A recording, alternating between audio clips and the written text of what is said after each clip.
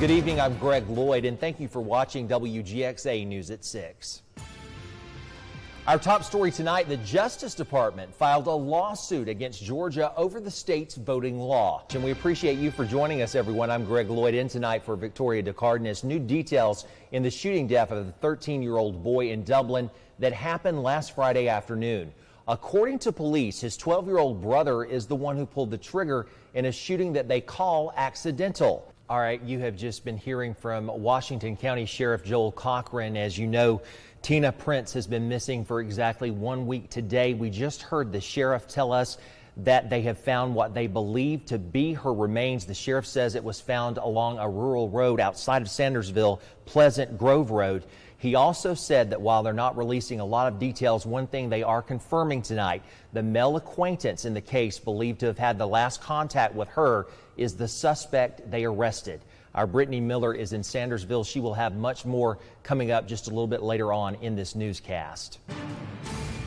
We'll have all those stories we mentioned and more in just a moment, but first we are following breaking news out of North Macon. One thing you might not have realized, agribusiness owners such as Kevin Wimberly, he spends a lot of his time shopping for his customers in order to pass along the lowest prices. It's important to pay attention on the road, but it's also important to understand and follow the law. Here's a pop quiz for you. Say you're traveling on this highway, 4-laned, 2 lanes in each direction, separated by only a center paved turning lane. If a school bus stops, what should you do? You should stop. But highways clearly separated with a median such as this one don't require drivers traveling in the opposite direction to stop for buses. Tonight, that investigation continues. We'll continue to provide you updates on air and online as we receive them.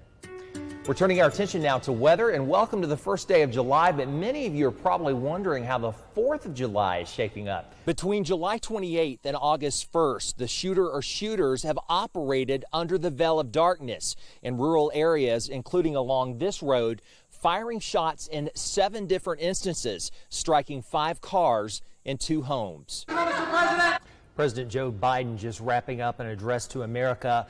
It is a lot to digest, a lot to take in. Some of the main points that he mentioned just moments ago is that employers with 100 or more employees will be required to have their employees vaccinated, or if they refuse, they will have to take weekly tests. Now, if you work for the government and you're a federal employee, be that just a general employee or a contractor, President Biden said you must get vaccinated if you want to do business with the federal government. Following the disappearance of Mrs. Evans, days of exhaustive searches took place here in this area of Troup County in and around her home.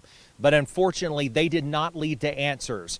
And now, nearly 4 years since the day she disappeared, both her family and authorities are still tormented by the mystery. Well, another big story today, Derek Chauvin has been sentenced to 22.5 years in prison for the murder of George Floyd. The former police officer and convicted killer appeared in the Hennepin County Court District today to hear his fate. Our top story tonight, Bibb County schools will now require students, staff, and teachers to wear masks for the 2021 school year. This comes as the North Central Health District releases information on our community's substantial spread of COVID-19. The University of Georgia's Ag Extension Service estimates 800,000 acres of peanuts, just like this crop here in Crisp County, were planted across the state of Georgia this year. But to get them from here to you takes a lot of science and skill. When you and I think about Christmas trees, we probably think of this automatically, these beautifully manicured shaped trees just waiting on the farm for us to come gather and take home and decorate. But getting them to this point takes a lot of years of care. Important reminders, Nick, and always good to respect our veterans and help them when we can. Thank you. The Federal Aviation Administration is now making it a nationwide requirement for recreational drone pilots to complete a knowledge test before operating a drone. The link to enter this competition can be found on our website at WGXA.tv. And before we go, we have enough time to get the elephant out of the room. We all want to know, Jeff, what's going to be the song that you're going to sing for your audition? It's a total secret. Going to toss things off to you, throw it out there. I tried, Eric. I'm sorry. I love it, Greg. I got to tell you something. First of all, this story brings up two emotions.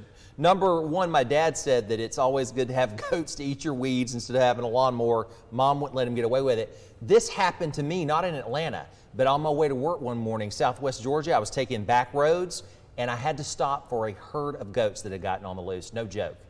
Has that ever happened to you? I've never ran into a herd of goats. Always get it inspected, and the Weavers admit that they should have done that. You know, hindsight is visionary, and I know myself when I was looking to purchase a home one time, there was a termite infestation, and the real estate agent said to me, it's just one termite, just one. But this is a good example. It reminds me of that, a buyer beware. And I apologize for that bad joke. With that, we leave you this Friday evening. Jimmy Kimmel is up next, followed by Nightline. Have a great weekend, everybody.